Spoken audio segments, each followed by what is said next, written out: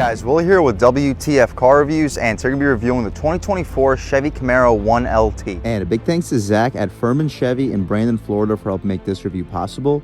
I'll leave a link to your inventory below, and if you're looking for a new car, SUV, or truck in the Tampa area, I would definitely recommend checking these guys out, and that's for Zach. And for those of you guys who don't know, the Camaro has been a performance car sold by Chevy since 1967. Lasting up until 2002 before being discontinued for the first time. Chevy brought back the Camaro back in 2010 for its 5th generation and released the 6th generation that you see here back in 2016. Facelifted in 2019 and 2020, and for 2024 this is the final year of the Camaro. Now including the collector's edition, it's available in 11 trims, 3 engine options, and available as a coupe or a convertible that you see here. This particular Camaro is the base 1LT, the cheapest way into a new Camaro. You can add $5,000 for a convertible and become standard with a 335 horsepower V6 engine. So the 1LT convertible has a base price of $36,900. What else do we get for that money? Let's jump right in. So first thing we notice is this bold yellow metallic paint color. It is beautiful, especially with the black accents, daytime running lights, and full LED headlamps. We get functional airflow in both corners, RS badge in the corner. We don't get the hood scoop because we just get the 3.6 liter V6 here. Only the V8 model Camaros get the hood scoop or heat extractor, whatever you would like to call it. The wheel and tire setup though is still just as impressive as my LT1 came with in the factory. For those of you guys who don't know, my previous vehicle was a Camaro LT1, so I may be a little bit biased. I'm definitely very excited for this review. Hopefully you guys are as well. But these are 20-inch black rims wrapped in Goodyear Eagle all-season tires, dimensions being 245/40 R20. So we'll see how the 40 series sidewall tires keep the ride quality, and we'll see if the 245 wide tires as a square setup is enough to put this 335 horsepower from this V6 to the ground. We get a red, white, and blue Camaro badge on this fender area, and the area around Camaro is a little bit of shiny chrome. Body color mirrors. We don't get blind spot monitoring on the mirrors, unfortunately, and the mirrors aren't very large. But since this is a convertible, we don't have a pillar over here, which helps out with the visibility tremendously. We get smart access for both doors, same rear wheel and tire setup. The brake caliper is a little bit smaller, but I kind of wish we had a yellow painted brake caliper, at least up front like I did with the LT1. I understand it doesn't come standard with the V6s, but it would still be nice to have, especially for this final model year. The black stripe continues. For the convertible, I would probably stick with just a flat color, no stripe. With the hardtop, the stripe will continue for the roof, but of course, the convertible, it does not. We get full LED taillights, turn signals, and reverse lights. I really like these hollow smoked style lights. I did not get those with my LT1. RS badge on the bumper, quad exhaust tips, and they sound really good. We'll fire this thing up in 1 second. Shout out Furman Chevy in Tampa, Florida for helping make this review possible. Third brake light too. But speaking of those exhaust tips, this rear end styling is beautiful, especially with that spoiler. Let's fire up this 3.6 liter V6 with the active exhaust and hear how she sounds.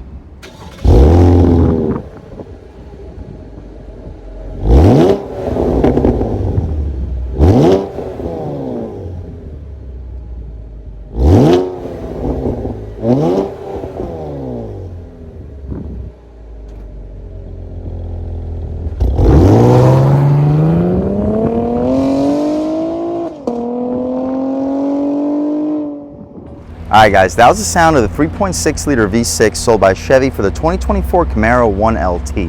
And for a V6, it sounds really good, cranking out 335 horsepower, 284 pound-feet of torque, made it to a 10-speed automatic transmission.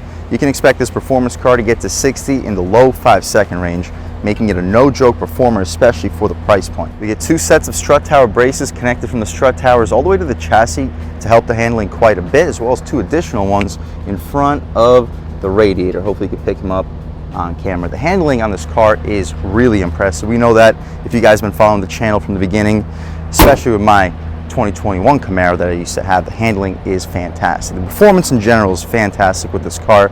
As far as the interior, this is the base 1LT, the cheapest way into a 2024 Camaro. We do have some options. That's why you see the Bose speakers down below. But for the most part, this is what you would get out the box. Hard plastic up top, hard plastic in the upper part of the center, but down below we get gushy soft leather trim and a gushy soft armrest. We get 2-window auto one touch. You can drop the rear windows with the click of a button since we got the convertible. Down below we have our trunk release and a little bit of storage in the back. Bose premium audio system. It sounds unbelievable on this 2024 Camaro. The regular sound system sounds really good. This Bose is just a whole nother level. We'll set the headlights back to auto so the car's not yelling at me. The seats, They're the base cloth seats, but they're still very comfortable and surprisingly supportive. You can recline, drop, lift, and slide the seats. Taking a step inside, we can really check it out. So foot on the brake, engine start, stop, and everything fires right to life. So for the most part, really not a whole lot has changed over the last 6-7 years with the Camaro, especially not since my 2021 Camaro. So if you've seen those videos, don't expect really a whole lot of changes. We do get the larger screen, we get the better sound system, and we get the convertible. But outside of that, it is the same exact thing. The steering wheel is nice and thick, solid 10-2 bolstering notch, 9.3 feels perfect. It's a flat bottom, you can skip your songs, adjust the volume, adjust the cruise control, and on the right side, adjust the infotainment with voice commands, and you can hang up and answer your phone calls. The horn area is rubberized, the horn itself, loud and aggressive. People should be definitely getting out of your way. We get paddle shifters controlling the 10-speed auto headlamps, no auto high beams or rain sensing wipers, but wouldn't be expected for a base 1LT. To the left of the steering wheel, not a whole lot going on. We do have the tilt and telescope. I'm sorry for that glare. Tilt and telescope right here, and hopefully you get a good look at the pedals. Not much I can do with the glare when it's just pounding on the windshield. I'll probably turn this vehicle around at some point. The dashboard is all hard plastic material. The gauges are the exact same as my LT1, but the tach goes to about 7,000 RPM versus 6,500 that you get from the V8. Still get the 160 mile/hour speedometer, fuel level in the top left, coolant in the top right. Right now we're looking at fuel information, instant fuel economy, oil life, tire pressure, air filter life, average speed, timer, battery voltage, coolant temperature, oil pressure, transmission fluid temperature, and a digital speedo. My personal favorite to leave at all times. A little bit of aluminum trim around the gauges. We mentioned the 8-inch touchscreen. We'll check it out real quick. Continue. Cool. With this 8-inch touchscreen, we still don't get navigation. We just get the upgraded screen and sound system. We still get wireless, Apple CarPlay, and Android Auto, with overall excellent response. Shortcuts underneath, volume dial. We have dual or single zone automatic climate control. The temperature is adjusted on the left side. The vent control is adjusted on the right. The rest of your climate controls up top with the defrosters down below in the center. The gear selector controls the 10-speed automatic transmission. The backup camera is excellent resolution. A little bit better of a backup camera too. With this upgraded touchscreen, you can turn on or off the guidance lines with trajectory. Thrown right back into park, we immediately return back to the previous screen. Behind that, we can turn off the traction control, drive mode selector. We have Tour, Sport, and Snow and Ice. So in Tour mode, it makes the exhaust a lot quieter. This is Tour. You can barely hear it at all. And this is Sport. It makes things a lot more aggressive. Yeah, and a little bit of crackle and pop back there too. Anyway, electronic parking brake behind that, all outlined in this chrome aluminum trim. 12-volt, good spot for a radar detector. You'll fit a 12 to 20 ounce bottle in this back pocket, or cup holder, and a 24-ounce bottle in the front one. Key fob, we'll take a quick look at it too. It's a little bit different with the convertible. We get this button that opens up the top, but outside of that, it's the same exact key. The center console, the material is a little bit softer than 2023. I think they actually gave you a better quality armrest here. I remember being obnoxiously hard. It's actually not that hard anymore. But the space is just as laughable. There's really not a whole lot of space for anything. You may fit one 12-ounce can in there, but that's really just about it. Maybe a couple car accessories in front of it. I'm not sure if I can pick it up for you guys, but we get an aux port and 2 USB-A ports with a location for an SD card. The glove box, we can drop this latch. It is very well damped. Not lined and felt, but it's decently spacious. Again, I'm sorry for the glare. You'll fit 20-ish license plates in there with no problem. And the outside of it has a nice premium rubberized feel to it with some stitching in front of the airbag area. We have frameless rear view mirror. It's not auto dimming. You got to pull this flappy thing to dim the mirror. OnStar, SOS, and our convertible top. You press this button, it drops the windows down super quickly. You press and hold one more time after the windows drop, and now the top also begins to drop. You got to keep continuing to press and hold. You can't let go of it. It's not an auto one touch. Trunk opens up, and there goes the convertible top. And after it's folded away, stowed away, the trunk closes again. Cool, and it beeps at you when it is done. We'll take a step out of here, walk around this 2024 Camaro 1LT convertible with the top down, and it looks a lot cleaner with the top down. I personally prefer the look of the coupe, but if you get the convertible, the top down look looks really, really impressive. We'll take a step back inside for one moment. We're not going to hop out in the back seat because, as you guys see, there's literally zero space back here. The back of the front rows are essentially touching the back seats. I could fit behind the passenger, but for me to fit behind the passenger's knees are going to have to be essentially in the dashboard. So it can fit 3 full-size adults, but I really don't see how it could fit 4. We'll take a quick look at this window sticker. see any features that I may have missed on this 2024 Camaro 1LT convertible. With a nitro yellow metallic exterior, jet black interior, 3.6 liter V6 direct injection with variable valve timing made it to a 10-speed automatic transmission. Standard features on a $36,900 convertible 1LT. You guys can pause, take a look.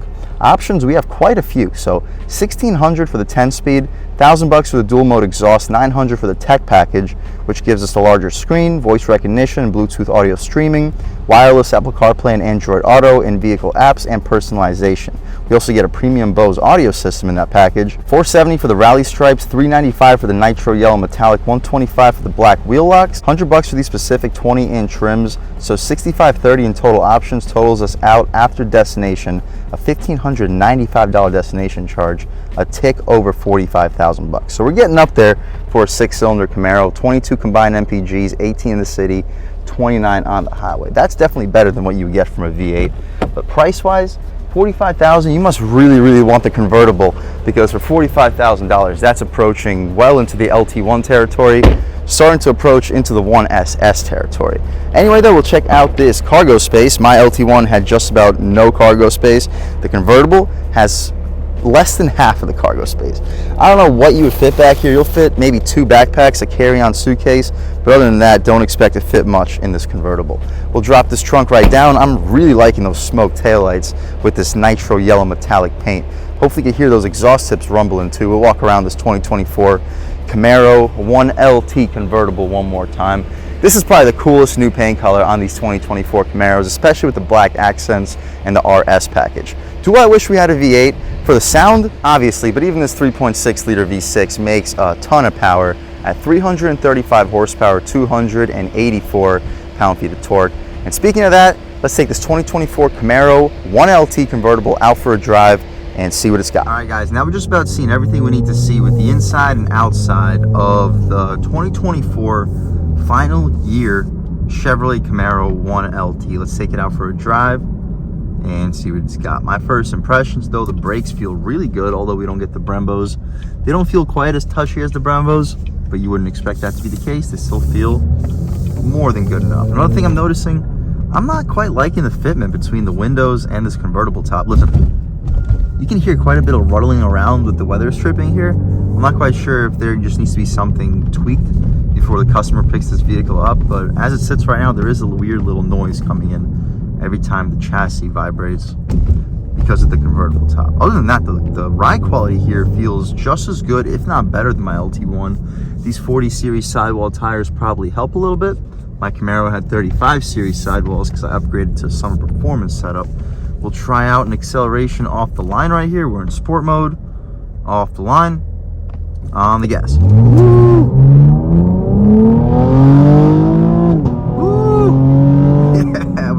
Up a whole lot further, especially now a car's coming.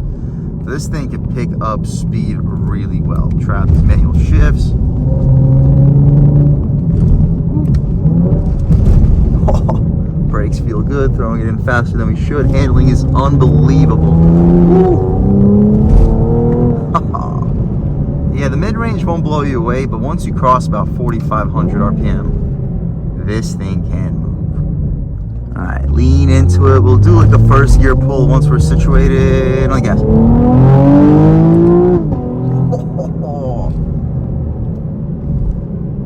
Yeah.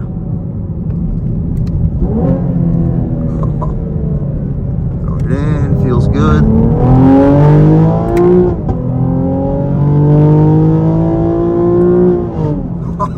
It is a screamer. Wow.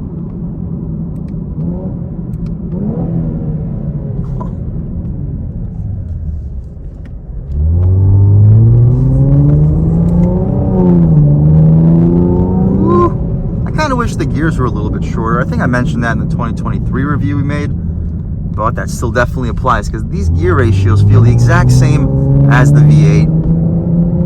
I'll go into more detail in one second. For now, bumps, steering feels amazing, and the composure stays great even through the bumps.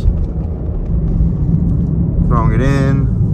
Wow, the grip is ridiculous with these all-season tires too. You upgrade this to a sticky setup, I can see this being a no-joke performance car. Drop it down to first gear again. On the gas. Oh.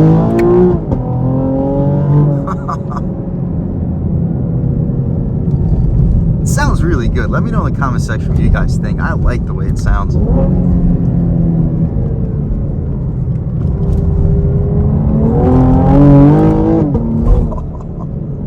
Alright guys, taking a step out into this multiple lane highway. We're not going to do anything too stupid with the sheriff standing right there.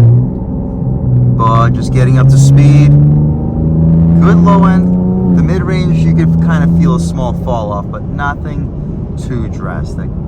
At higher speeds, even with the convertible top, it's really not that loud. You do hear some wind noise, but compared to the coupe, it's really not a whole lot louder. I was expecting it to be a lot louder when it came to wind noise, but yeah, compared to the coupe, it's really about the same. All right, guys, real world turning radius, it is super sharp. First gear, on the gas.